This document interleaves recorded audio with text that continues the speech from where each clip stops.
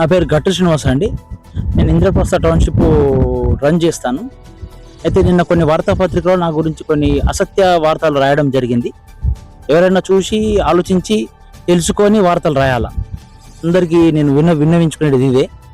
కస్టమర్లకు సోకాళ్ళు నిన్న నా మీద అలగం చేసిన పలానా కస్టమరు మేక నవీన్ అనే వాళ్ళ మామయ్య 4.5 సంవత్సరాల క్రితం నా దగ్గర ప్లాట్ తీసుకున్నారండి.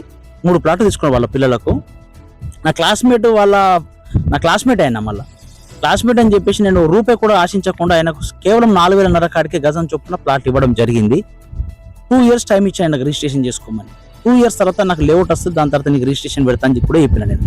2 years తర్వాత లేఅవుట్ రాగానే ఇమీడియట్లీ నేను వాళ్ళకి కాల్ చేయడం జరిగింది.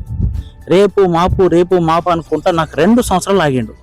ఇక అప్పటిదాకా నేను ఆగలేకపోయినా, సార్ ఇక నీతో కాదు, నువ్వు కొనేటట్టు లేవురా బాబు, రిజిస్ట్రేషన్ చేసుకుంటే చేసుకో, లేకపోతే ఏదైనా ఒకటి మాట్లాడంటే నా పైసలు నాకు వడ్డీతో సాయి అంటే అట్లా కుదరది, అది కంపెనీ రూల్స్ ఉంటాయి, ప్లాట్కి కింద కమిషన్ కింద కట్ చేసుకొని ఇవ్వడం జరుగుతుంది, నీ పైసలు నాకు అద్దని చెప్పేసి ఆయన అమ్మిన మీడియేటర్ నాకు ఎవరైతే ఆయన తీసుకొచ్చిండో ఆ మీడియేటర్ కూడా 2 months నుంచి నేను ఎంబడబడుతున్నా.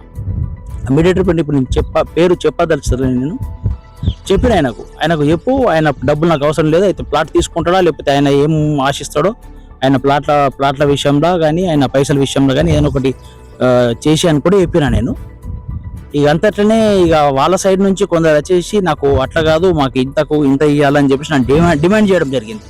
అన్న అట్లా డిమాండ్ చేస్తే నాకు నడవదన్న, నేను నా క్లాస్మేట్ అని చెప్పేసి నా క్లాస్మేట్ కష్టపడి పైకి వచ్చిండని చెప్పేసి, నా లేకనే కష్టపడి పైకి వచ్చిండని చెప్పేసి ఆయన డబ్బుతో నాకు సంబంధం లేదన్న, ఆయన ఏదున్నా కానీ ఆయన డబ్బులు ఆయనకు మనము చేసేద్దాము, కొంచెం కంపెనీ రూల్స్ ఉంటాయి, ఆ రూల్స్ ప్రకారం కొన్ని కట్ చేసేసి ఇద్దామని కూడా చెప్పిన నేను. అయితే ఆయన నన్ను బెదిరించిండు, ఆయనతో నచ్చిన మనిషి.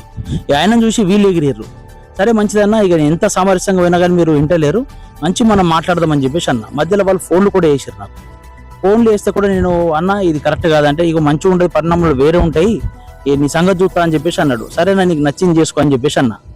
నాకు లేఅవుట్ వచ్చి అన్న ఇప్పుడు దాదాపు 1.5 year 2 years అవుతుంది లేఅవుట్ వచ్చి. నాకు లేఅవుట్ రాలేదని కూడా చెప్పేసి అంటున్నాడు. అంటే కస్టమర్లకు ఇప్పుడు మేము 4 సంవత్సరాలు ఆగకుండా పోకుంటే ఇక్కడ పట్టాదారులు మాకు ప్రతి నెల ఇంట్రెస్ట్ చేస్తున్నారన్న. ఇప్పుడు కస్టమర్ కొన్నదానికి పట్టాదారుల దగ్గర మేము వడ్డీ కట్టుకోన్నా. 2 సంవత్సరాలు టైం ఇచ్చినామన్న, ఇంకెన్ని సంవత్సరాలు ఇచ్చుకుంటా కూర్చోవాలా మేము కస్టమర్లకు? అది కరెక్ట్ కాదన్న. అది ఏదన్నా వార్తా సోదరులు కూడా అన్ని తెలుసుకొని రాయాలా.